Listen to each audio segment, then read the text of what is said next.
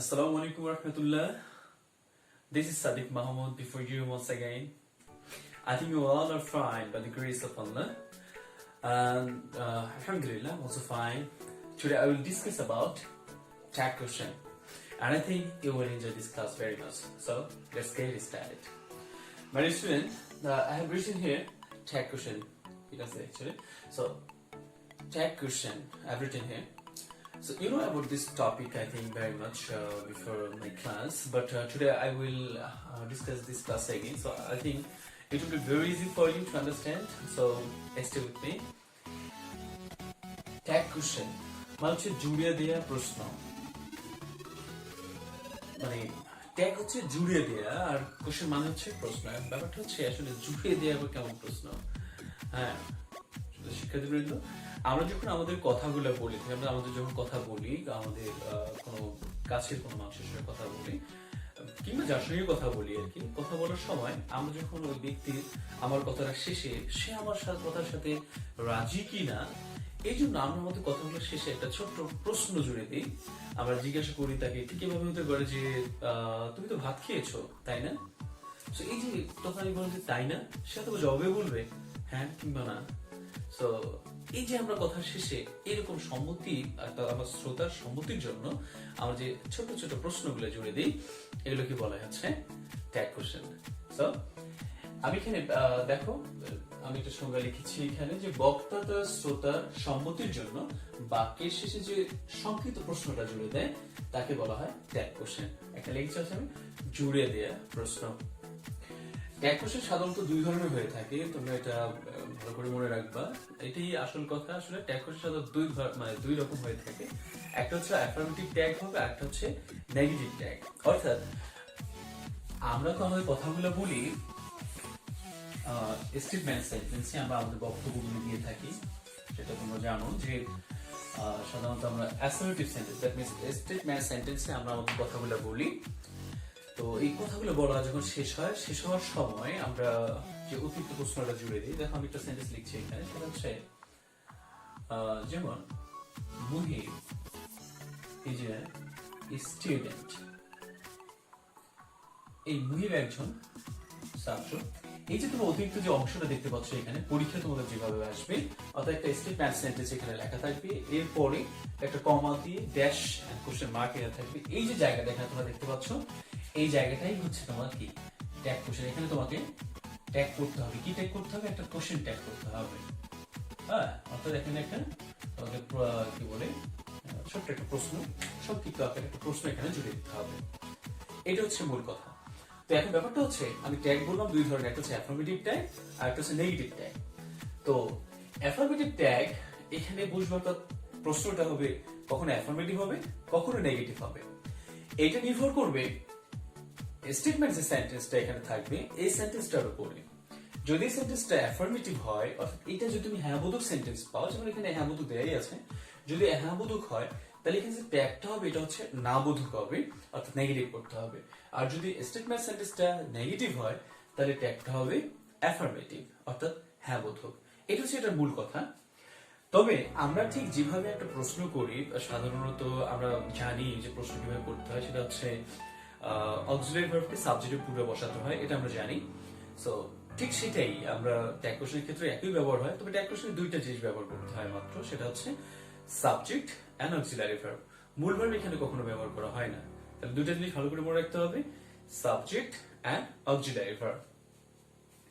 এখানে দেখো, হ্যাঁ আরেকটা জিনিস মনে রাখতে হবে, ট্যাগ কোশ্চেনগুলোতে সর্বদাই প্রোনাউন ব্যবহার করতে হয়, কখনো নাউন ব্যবহার করা যায় না। এটা বিশেষ করে তোমরা মনে রাখবা।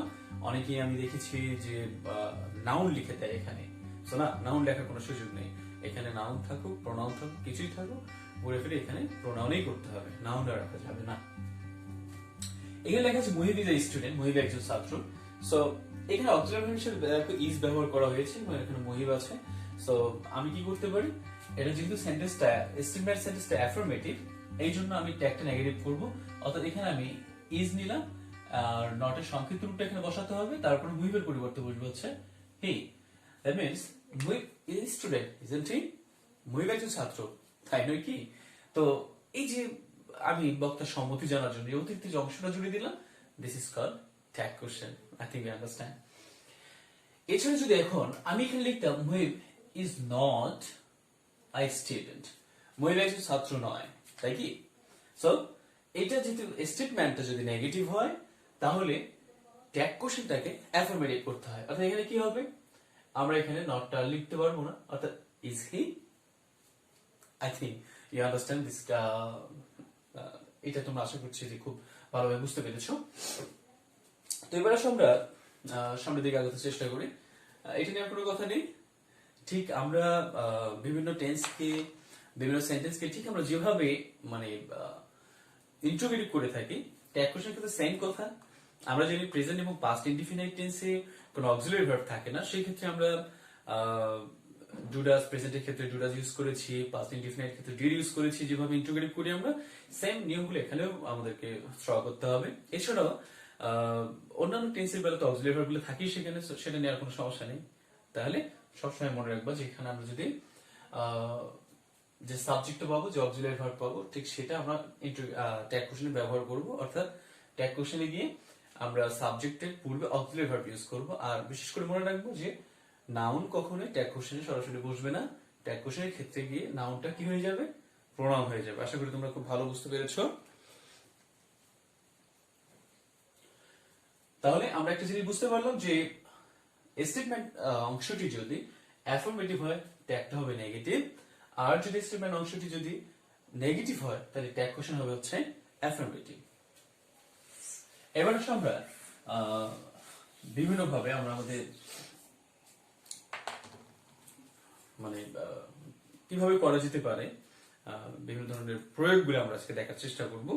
তো তার আগে মনে রাখতে হবে যে ট্যাগের ক্ষেত্রে সবসময় সংক্ষিপ্ত রূপটা ব্যবহার করতে হয়।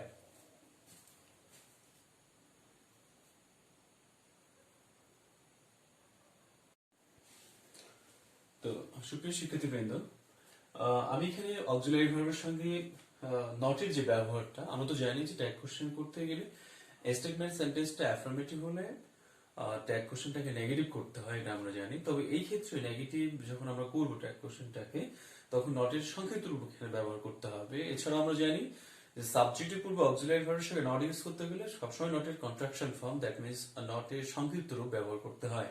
এটা তুমি খুব বিশেষ করে মনে রাখার চেষ্টা করবা। সো দেখো এখানে বিভিন্ন অক্সিলারি ভার্বের সঙ্গে নট ব্যবহার করেছি। তো নট ব্যবহার করলে তাদের রূপটা কেমন হয় এবং তাদের উচ্চারণ কেমন হয়, এই কয়েকটা বিষয় আমি বলবো। তো আমি সব অক্সিলারি ভার্ব লিখিনি, কারণ সব অক্সিলারি ভার্বের ব্যাপারটা আমি একটু পরে বলছি। সো এম এর সঙ্গে নট যোগ করলে দেখো আরমেন্ট হয়ে যায়, মানে অ্যামেন্ট বলবো না। শ্যারের সাথে নট যোগ করলে হয় শান্ট, উইলের সঙ্গে নট যোগ করলে হয় অন্ট, ইউজ টু এর সঙ্গে নট যোগ করলে হয় ডিডন্ট। আর নিড যদি মডাল অক্সিলারি ভার্ব হিসেবে ব্যবহৃত হয় তাহলে এর সঙ্গে নট যোগ করলে হবে হচ্ছে নিডন্ট। আর নিড যদি ভার্ব হিসেবে, মূল ভার্ব হিসেবে ব্যবহৃত হয় কোনো সেন্টেন্সে, তাহলে এর সাথে নট যোগ করলে হবে হচ্ছে ডোন্ট। আর নিডস এর সঙ্গে, এটা যদি কি বলে মূল ভার্ব হিসেবে ব্যবহৃত হয় তাহলে এর সঙ্গে নট যোগ করলে হবে হচ্ছে ডাজন্ট। তবে আমি আর অক্সিলারি ভার্বগুলো লিখিনি এই জন্যই, কারণ আদার্স যে অক্সিলারি ভার্বগুলো থাকে, আমি যদি ওয়াজ এর সাথে নট ইউজ করতে চাই, সো এখানে কিছু লেখার দরকার নেই, জাস্ট ওয়াজ লিখে সাথে নটের কন্ট্রাকশন ফর্মটা বসালি, that's enough. So wasn't, that means আমি যেটা বোঝাতে চাচ্ছি যে অক্সিলারি ভার্বগুলো সেম থাকে, শুধু নটের সংক্ষিপ্ত রূপটা বসাতে হয়, হলেই শেষ আর কিছু করতে হয় না। তো আদার্স যেগুলো ছিল এগুলোর ক্ষেত্রে ব্যাপারটা একদমই আলাদা। দেখো একটু চেহারা চেঞ্জ হয়ে যাচ্ছে, আমি সেই জন্য এগুলো লিখেছি। তো আশা করছি তোমরা বুঝতে পেরেছো। সো অক্সিলারি ভার্বগুলো বেশ করে মনে রাখতে হবে নটের কন্ট্রাকশন ফর্ম সহ।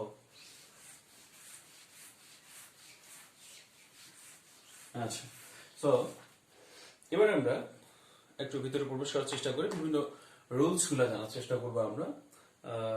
এটা তোমাদের জন্য অনেক বেশি উপকারে আসবে আশা করছি। তো আমরা জানলাম আমাদের যদি সেন্টেন্সটা মূল সেন্টেন্সটা যদি অ্যাফার্মেটিভ হয় তার ট্যাগ নেগেটিভ, স্টেটমেন্ট যদি নেগেটিভ হয় ট্যাগ হচ্ছে অ্যাফার্মেটিভ। বাট কখনো কখনো আমরা প্রায় সময় যেটা ভুল করে থাকো তোমরা, তো এই ভুলটা হচ্ছে আমরা সেন্টেন্সটাই বুঝতে পারি না সেন্টেন্সটা কি অ্যাফার্মেটিভ নাকি নেগেটিভ, এটা বোঝা মুশকিল হয়ে যায়। কারণ অনেক সময় নট সেন্টেন্স উল্লেখ থাকে না। এই জন্য কিছু শব্দ আছে, কিছু ওয়ার্ড আছে যেগুলা নেগেটিভ অর্থ দেয়, বাট আমরা সব মানে মার্ক করতে পারি না। সো এই যে কিছু নেগেটিভ ওয়ার্ড আছে, আমি তোমাদেরকে নেগেটিভ ওয়ার্ড গুলো লিখে দিচ্ছি। দেখো আমাদের কি hardly, barely,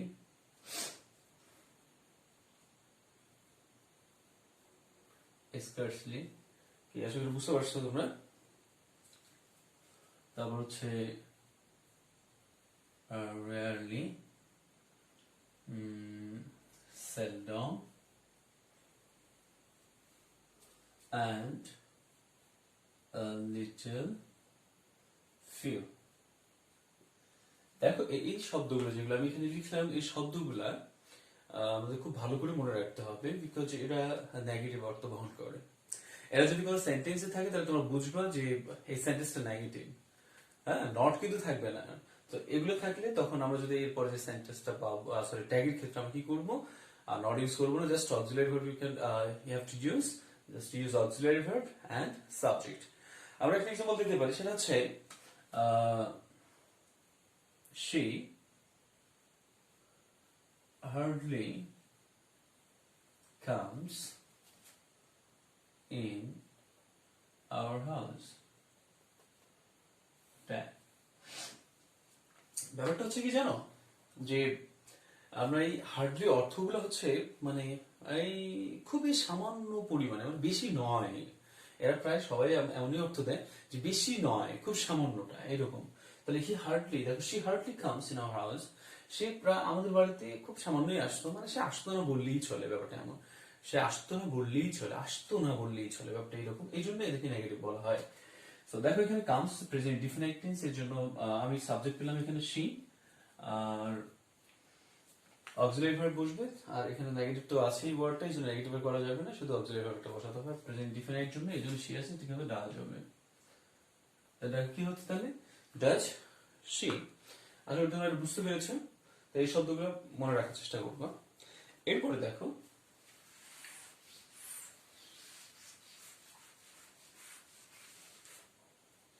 এবার প্রোনাউনের ব্যবহার শিখি।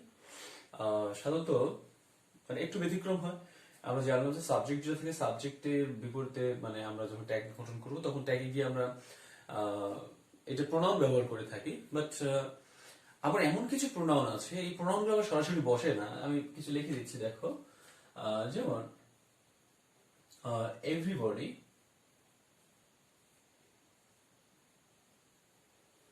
এভরিওয়ান, তারপরে হচ্ছে সরি anybody, anyone, হ্যাঁ, তারপরে হচ্ছে nobody, no one, none,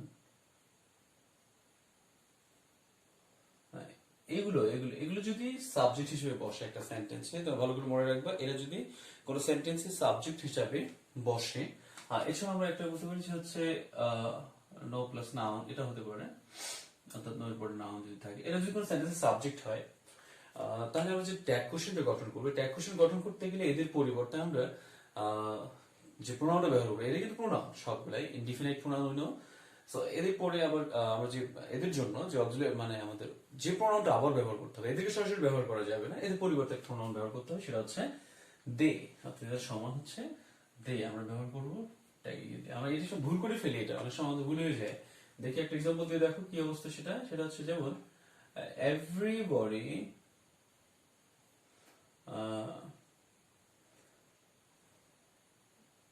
we can write as like actually everybody was present, everybody was present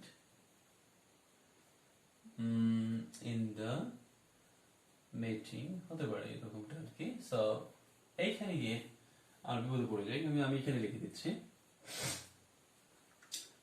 অনেক সময় আমি করি কি, দে বসবে এটা মাথায় আছে, সো আমি দেটা বসে নিলাম, এইটার পরিবর্তে আমি এখানে বসালাম, বাট অনেক সময় ভুলে যায় যে আসলে সেন্টেন্সটাতে যে আমি এটা পরিবর্তে দিয়ে নিলাম, এখানে যে অক্সিলারি ভার্বটা আছে সরাসরি তো ওটাকে বসা যাবে না, অর্থাৎ এভরিবডির জন্য ওয়াজ বসেছে, কিন্তু আমি তো এখানে দিয়ে ইউজ করেছি, তো দিয়ে ইউজ করলে তো ওয়াজ বসবে না, তখন কি বসাতে হবে, এই দের সাথে মিল লিখে বসাতে হচ্ছে ওয়ার্ড, এটা অ্যাফার্মেটিভ, এই জন্য নোটেশন কিন্তু ওয়ার্ন্ট, দে, এইটা ব্যবহার করতে হবে। অনেক সময় এটা মিস করে ফেলি, এটা মনে রাখতে হবে। আর একটা বিষয় মনে রাখো এখানে, একটু বোঝার আছে, যেমন নো বডি, নো ওয়ান, নান, নো প্লাস নাউন যেটা আমি দিয়েছি, এত নেগেটিভ অর্থ বহন করে। কোনো সেন্টেন্সে যদি এরা থাকে, এদের যদি উপস্থিতি দেখতে পাই, হ্যাঁ, যেমন আমি এই জায়গাতেই সহজ করে দিচ্ছি, nobody was present in the meeting, মানে মিটিং কেউ উপস্থিত ছিল না। যদি এমনটা হয় তাহলে এটা নেগেটিভ অর্থ বহন করছে সেন্টেন্সটা, এর যে পরিবর্তে দিয়ে বসবে ঠিক আছে, বাট নেগেটিভ অর্থ বহন করার কারণে এখানে কি নট বসানো যাবে না। সো ওয়ার দে, তো nobody was present in the meeting, তাহলে হবে হচ্ছে ওয়ার দে। হ্যাঁ, এছাড়া এদের আরেকটা ব্যবহার আছে, দেখো, আশা করছি বুঝতে পেরেছো তোমরা। এরপর দেখো এইখানটাতে যদি আমি সবগুলো দেখো, এভরিবডি এর নাম, সরি,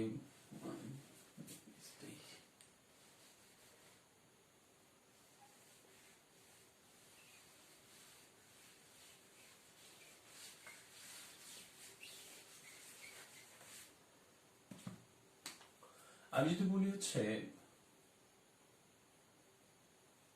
এভরিথিং,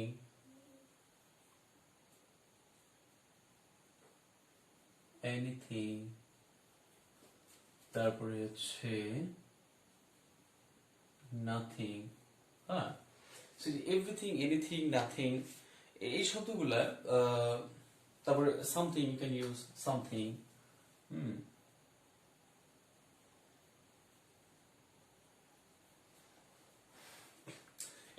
এগুলো হচ্ছে ইনডিফিনাইট প্রোনাউন আমরা পড়েছি। তবে এদের পরিবর্তেও আমাদের আবার এদের এই জাতীয় প্রোনাউন ব্যবহার করা যাবে না, এদের পরিবর্তে আমাদের ব্যবহার করতে হবে হচ্ছে ইট, এই ইট ব্যবহার করতে হবে। কারণ আমরা এটাতে কোনো ব্যক্তি বুঝতে পারছি না, আসলে কোনো কিছু জিনিস বুঝতে পারছি, এই জন্য এদের পরিবর্তে ইট ব্যবহার করতে হয়। সো এদের পরিবর্তে আমরা ইট ব্যবহার করবো।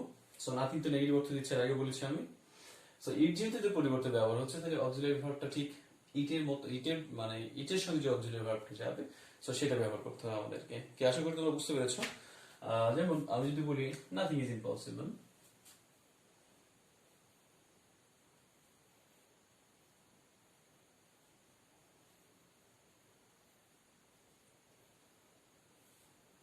কি হবে? Nothing is impossible. তারপর নাথিং পরিবর্তে জানি ইট, ইট বসবে, তাকে বসে নিয়ে ফেললাম। তারপরে হচ্ছে এখানে ইজ আছে, তাহলে আমি ইজ নেই আগে। এখন ভাবতেছি নট ব্যবহার করবো কিনা। এখানে নাথিং আছে, কোনো কিছু অসম্ভব নয়, নেগেটিভ অর্থ দিচ্ছে, এই জন্য আর কিছু দরকার নেই। তাই ইজ ইট, তাই নাকি? মানে নাথিং ইজ ইম্পসিবল, কোনো কিছুই অসম্ভব নয়, তাই কি? নেই, মনে রাখতে হবে এটা। তো আশা করি আমি মূল কথাগুলো তোমাদের বলার চেষ্টা করছি, খুব ভালো করে মনোযোগ দিবা। তো এটা শেষ হয়ে গেল। এরপরে ইম্পারেটিভ সেন্টেন্সের ক্ষেত্রে আমরা মনে রাখবো, আমি তার আগে তোমাদেরকে সহজ করে দিচ্ছি, সেটা দেখো। যদি লেটস দ্বারা সেন্টেন্সটা শুরু হয়, ইম্পারেটিভ সেন্টেন্স যদি লেটস দ্বারা শুরু হয়, তাহলে এর পরিবর্তে আমরা শ্যাল, উই ব্যবহার করব। ঠিক আছে, কি ব্যবহার করবো আমরা? শ্যাল উই ব্যবহার করব। এছাড়াও যদি লেট মি থাকে, তাহলে তখনও কি হয়? উইল ইউ হয়। আমরা জানিছি লেটস থাকলে শ্যাল উই ইউজ করতে হয়। লেটস এখন মনে রাখবে, কিন্তু লেটার্স এই কন্ট্রাক্ট সম্বন্ধ হচ্ছে লেটস। লেট হিম অথবা লেট হার থাকলে তখনও উইল ইউ। লেট মুহিব যদি এখানে একটা নাউন থাকে তখনও হচ্ছে উইল ইউ। এমনকি আমরা তো জানি সিম্পলি ইম্পারেটিভ সেন্টেন্স শুরু হয় মূল ভার্ব দ্বারা শুরু হয়, এটা আমরা জানি। কিন্তু মূল ভার্ব দ্বারা শুরু হলেও সরি, হ্যাঁ, এটা আমরা জানি। তো মূল ভার্ব দ্বারা শুরু হলেও আমরা তখনও উইল ইউজ করতে হবে। এমনকি সেন্টেন্সটা অ্যাফার্মেটিভ হোক আর নেগেটিভ হোক, এটা কোনো ব্যাপার না। মূল ভার্ব দ্বারা শুরু হলেই যে ইম্পারেটিভ সেন্টেন্স শুরু হবে, সেই ক্ষেত্রে আমরা কি ব্যবহার করব? উইল ব্যবহার করব। Just like actually, please come here, দয়া করে এখানে আসুন। সো এখানে আছে উইল ইউ, এটা মনে রাখতে হবে। That's enough. ক্লিয়ার? এটা মনে রাখা দরকার। আর ইম্পারেটিভ সেন্টেন্সটা কোনো কথা নেই, দ্যাটস ভেরি সিম্পল। আশা করছি তোমাদের কাছে খুব সহজ হয়ে গেছে। এই পর্যন্ত মনে রাখতে হবে। তবে একটা জিনিস তোমরা মনে রাখবা, সেটা হচ্ছে যদি ইনভিটেশন, দ্যাট মিন্স ইনভিটেশন এর ক্ষেত্রে উইল ইউর পরিবর্তে তোমরা ওন্ট ইউ ব্যবহার করতে পারো, এটা মনে রাখি আর কি। এরপর দেখো আমি তোমাদেরকে একটু গভীরে নিয়ে যাই। এটা কিন্তু আমি এখন বেসিক আলোচনা যেটা তোমাদের করলাম, সো এটা খুব বেশি মনে রাখার চেষ্টা করবা। আহ, এটাই মূল। আর কিছু মনে হচ্ছে না যে খুব বেশি দরকার আছে তোমাদের, এর কিছু ক্রিটিক্যাল এই যেহেতু পেছানো কিছু কথা মানে প্রশ্ন এসে যায়, তবে আরো কিছু ব্যতিক্রম আসতে পারে। আমি তোমাদেরকে আজকে সম্পূর্ণটাই ক্লিয়ার করে দিব আশা করছি। তোমরা শেষ পর্যন্ত ভিডিওটা দেখবা। এরপরে দেখো খুব ইম্পর্টেন্ট যেটা মনে রাখতে হবে যে কমপ্লেক্স সেন্টেন্স, কমপ্লেক্স সেন্টেন্সের ক্ষেত্রে আমরা যে প্রিন্সিপাল ক্লুজটা হবে অধিকাংশ সময় আর কি বলা হয় যে মেইন ক্লুজের অক্সিলারি ভার্বটা মানে মেইন ক্লুজটাকে ধরেই ট্যাগ কোশ্চেন গঠন করতে হয়। তবে এখানে অর্থের উপর জোর দিতে হয়, মনে রাখতে হয় যে কোন অংশটাতে অর্থের উপর বেশি জোর দিচ্ছে। তবে সাধারণত প্রিন্সিপাল ক্লুজে সাবজেক্ট এবং অক্সিলারি ভার্ব ধরেই আমরা কি করে থাকি, মানে ট্যাগ গঠন করে থাকি আর কি আমরা। সেক্ষেত্রে দেখো যদি সেন্টেন্সটা এমন হয়, if it rains, যদি বৃষ্টি হয়, so I won't come, যদি বৃষ্টি হয় আমি আসবো না। সরি, এখানে এটা তো এইভাবে দেওয়া থাকবে না, শ্যাল তুমি ইউজ করতে পারো, উইল ইউজ করতে পারো, আই উইল নট কাম, আমি আসবো না। সো এই ক্ষেত্রে আমি কি ইউজ করবো, এটা যদি এরকম করে থাকে, সো দেখো বৃষ্টি আসলে আমি আসবো না, এখানে আমার আসাটাই হলো মুখ্য বিষয়। এটা প্রিন্সিপাল ক্লুজ যেহেতু এখানে আমি ব্যবহার করবো হচ্ছে শ্যাল, এই আর কি। আশা করি বুঝতে পেরেছি এটা। আর এরপরে দেখো আরেকটা জিনিস খুবই গুরুত্বপূর্ণ, সেটা হচ্ছে আমরা সাধারণত দেখতে পাই অনেক ধরনের সেন্টেন্স, অনেকগুলো সেন্টেন্স একসঙ্গে থাকে। এই সময় একটা কনফিউশনে পড়ে যায় আসলে আমি কোনটা থেকে কি করব। সো একটা ট্যাগের ক্ষেত্রে যদি একসাথে যদি কয়েকটা সেন্টেন্স দেয়া থাকে, এই ক্ষেত্রে সবার শেষে যে সেন্টেন্সটা থাকবে ওই সেন্টেন্সের সাবজেক্ট এবং ভার্ব অনুযায়ী আমরা কি করব, ট্যাগ কোশ্চেন গঠন করব। I think you got it. And এরপরে আমি তোমাদেরকে খুবই গুরুত্বপূর্ণ একটা বিষয় নিয়ে আলোচনা করবো এখন। হ্যাঁ, তোমরা দেখতে পাচ্ছ এখানে কিছু সেন্টেন্স আমি লিখেছি। সো এখানে দেখো দুই রকম সেন্টেন্স, আমি একই রকম সেন্টেন্স লিখেছি, বাট পার্থক্য এখানে আবার দেখো অ্যাপোস্ট্রফি এস, এখানে শীর্ষক অ্যাপোস্ট্রফি দেয়া আছে, এখানে হির সাথে অ্যাপোস্ট্রফি ডি দেয়া আছে, এখানে অ্যাপোস্ট্রফি ডি ইউজ করেছি।